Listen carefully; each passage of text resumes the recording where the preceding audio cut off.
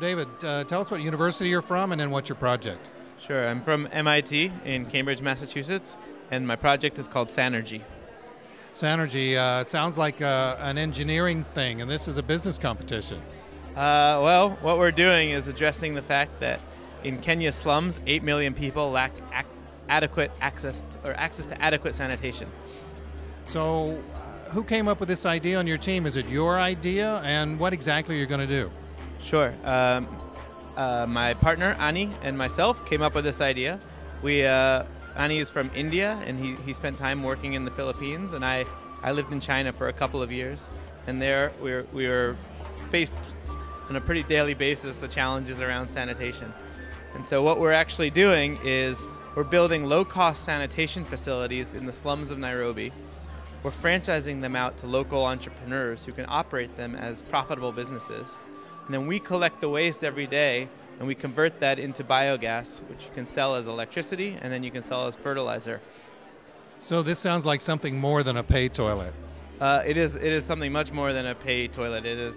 We're taking a whole systems-based approach. You know, if the question of sanitation in the developing world was just about providing toilets, I think we would have solved it by now. But rather, it actually requires a real systems-based thinking so that every person involved has an incentive to use the toilet and to operate it and keep it clean and then collect the waste too.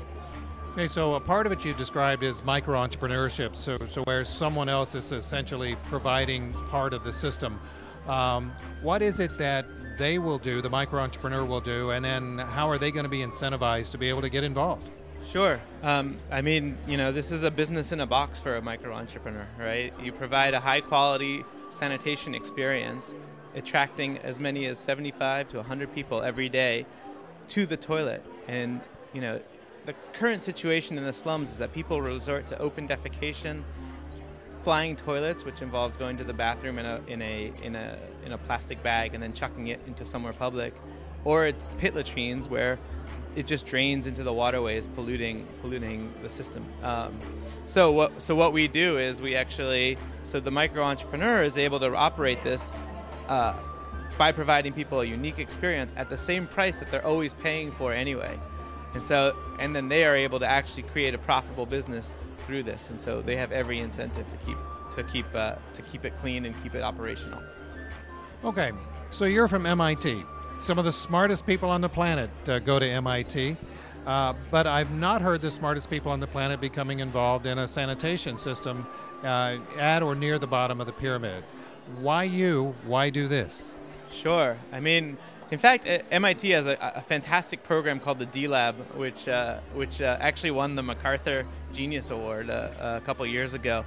And MIT is a great place where people take, engineers and researchers can take great ideas and scale them to solve some of society's greatest problems. You hear about it all, in our everyday life, things like Bose, like the stereo system. But this is happening on every different level. Things like sanitation aren't sexy, and so sometimes you just don't hear that much about it. Yeah. Now every business has barriers to entry. Every business that starts up has startup issues. What are yours? Sure. I mean, our biggest issue is making sure that people use these toilets, and through a very active marketing campaign and through working with the communities for them to understand that they need to change their communities for themselves. That is how we are going to succeed. Right, so you also talked about energy conversion and using some of the waste products of the waste in energy. Tell us about how that works. Sure. I mean, this is a process that already exists, and basically we take the waste and put it in an anaerobic digester, and 25 to 30 days later you start producing methane gas. And that methane gas you can then convert through a variety of processes into electricity or into fertilizer. In Germany already there is a 5 megawatt power plant, and so we're just looking to replicate technology that already exists. Is your project affordable for Kenya? Yes, exactly. I mean, the one thing that we had in mind was how do we make this to be a hygienic, affordable, and accessible solution. To build each toilet, it costs about $200, which is far cheaper than any of the other options out there. And that's because we use local materials, local labor, and have thought exactly like what are the needs for the port.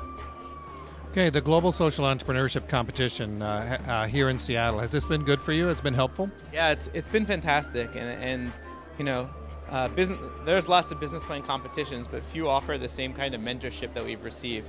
The mentorship started about 2 months ago, where we had two staff from Path, and you know, they took our business plan and they really sort of screwed us on it. There's no nice way to put it, but it's helped us tremendously think through the problems that we have and how we can actually present our business as a true business rather than just a simple like a charitable initiative. David, thank you very much. Thank you.